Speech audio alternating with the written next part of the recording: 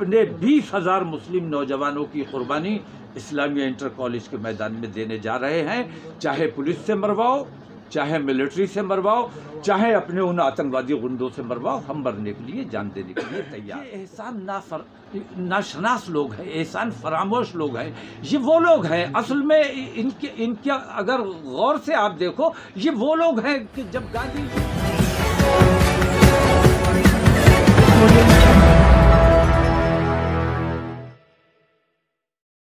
तौकीर रजा खां बरेली के Islamia inter college में 20,000 मुसलमानों की कुर्बानी देने को ले जाएंगे।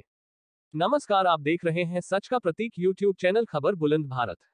बरेली से खबर बुलंद भारत के लिए सैयद मारूफ अली की रिपोर्ट। बरेली में आज ऑल इंडिया इत्तेहाद ए मिल्लत काउंसिल के राष्ट्रीय अध्यक्ष मौलाना तौकीर रजा खां ने अपने निवास स्थान पर एक प्रेस कॉन्फ्रेंस कर मौलाना तौकीर ने किया बड़ा ऐलान। मौलाना ने कहा है कि 7 जनवरी को जुमे के दिन 20,000 मुसलमानों के साथ इस्लामिया इंटर कॉलेज में इकट्ठा होंगे और सभी मुसलमान अपने हाथ बांधकर खड़े हो जाएंगे। अब देखना यह है कि मौलाना के इस ऐलान से भाजपा सरकार क्या कदम उठाती है। क्या भाजपा सरकार मौलाना के ऐलान पर धमकियां देने वाले आतंकियों पर देश हित में कार्यवाही कर पाएगी या उल्टी ही कार्यवाही मौलाना तौकीर रजा खां पर करते हुए आतंकियों की हितैषी होगी। पत्रकारों को संबोधित करते हुए मौलाना तौकीर रजा खां ने कहा, हम अपने मुल्क में किसी भी हालत में दंगा और फसाद नहीं होने देना चाहते। खाना जंगी, गृह युद्ध जैसी स्थिति अगर हमारे देश में बनती है तो ये हमारे लिए निहायत शर्म की बात है। वो तो देशद्रोही हैं, उन्हें देश से प्यार नहीं है बल्कि सत्ता से और अपने मफाद से मोहब्बत करने वाले लोग हैं। लेकिन हम तकलीफ में रहकर, परेशानी में रहकर भी अपने देश से प्यार करने वाले लोग हैं। इसलिए हमारे उलमा ने इत्तिफाक राय से ये फैसला किया है कि अपने मुल्क में अमन व अमान कायम रखने के लिए, मुल्क को गृह युद्ध से बचाने के लिए, दंगे फसाद से, आतंकवाद से बचाने के लिए, उनकी मंशा 20 लाख मुसलमानों को कत्ल करने की है, तो हम कत्ल होने के लिए तैयार हैं। आप हुकूमत से मैं मांग करता हूं कि हुकूमत अपने उन आतंकवादी गुंडों को भेजकर हमारा चाहे तो कत्ल कराए, या सैनिक और अर्धसैनिक बल तमाम आपके ज़ेर हुक्म है, आप चाहे तो उन्हें हुक्म देकर हमारा कत्ल कराएं। लेकिन अब हम सब्र करने वाले नहीं हैं। मुल्क के अमन व अमान के लिए हमने ये फैसला किया है कि आने वाले जुमे को 7 जनवरी को इस्लामिया इंटर कॉलेज के मैदान में 20,000 मुसलमान स्वेच्छा से, अपनी मर्जी से सरेंडर करेंगे और दावत दी जाती है, चाहे पुलिस को भेजकर, चाहे अर्धसैनिक बलों को भेजकर, चाहे अपने उन आतंकवादी गुंडों को भेजकर, जिस तरह भी चाहे हुकूमत हमारा कत्ल करवा सकती है। हम उसके लिए किसी किस्म की कोई दाद और फरियाद भी नहीं करेंगे। और अगर उनकी प्यास खून से बुझती है तो उन्होंने 20 लाख का लक्ष्य रखा है, हम उन्हें 20 लाख देने को तैयार हैं। हमारे उलमा ने ये फैसला किया है कि मुल्क में फसाद नहीं होने देना है। इसके लिए आसानी का और बेहतरी का रास्ता ये है कि हम अपने मुल्क के लिए कुर्बानी दें, अपनी जानों की कुर्बानी दें। और हर जुमे को इंशाअल्लाह, पहला जुमा हमारा 7 जनवरी को पड़ रहा है, पहला जुमा हम 20,000 मुसलमानों को जमा करेंगे इस्लामिया की फील्ड में और दावत देते हैं कि आइए हमारा कत्ल कीजिए। हम हाथ बांध कर खड़े होंगे, कोई एहतजाज नहीं करेंगे, किसी किस्म का एहतजाज नहीं होगा। पूरी दुनिया को ये देखना चाहिए कि हिंदुस्तान में किस किस्म का माहौल बनाया हुआ है इन आतंकवादियों ने, जो हमारे ऊपर आतंकवाद का इल्ज़ाम लगाते हैं। असल में आतंकवादी यही हैं। हुकूमत ये कहती है शासनकाल में एक भी दंगा नहीं हुआ।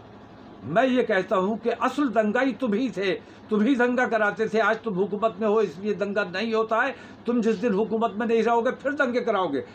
पहले खुद करते थे, अभी अपने गुंडों से तुम इस किस्म का माहौल बनवा रहे हो और दंगे फसाद करवाना चाहते हो। इसलिए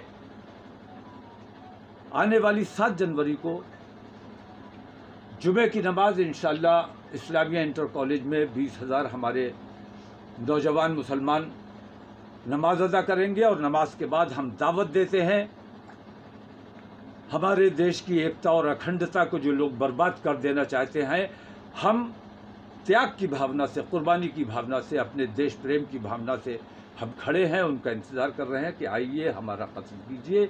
اور ہر جمعے کو انشاءاللہ یہ 20,000 نوجوان ہر ضلع میں، اسلامیہ انٹر کالج کے میدان میں بریلی میں بھی لگاتار، اور اس کے بعد دوسرے اضلاع میں بھی انشاءاللہ ہر جمعے کو 20,000 مسلمان جمع ہوں گے، جو ان لوگوں کو دعوت دیں گے کہ آئیے ہمارا قتل کیجیے، ورنہ یہ فتنہ و فساد اور یہ گندی زبان بند کیجیے۔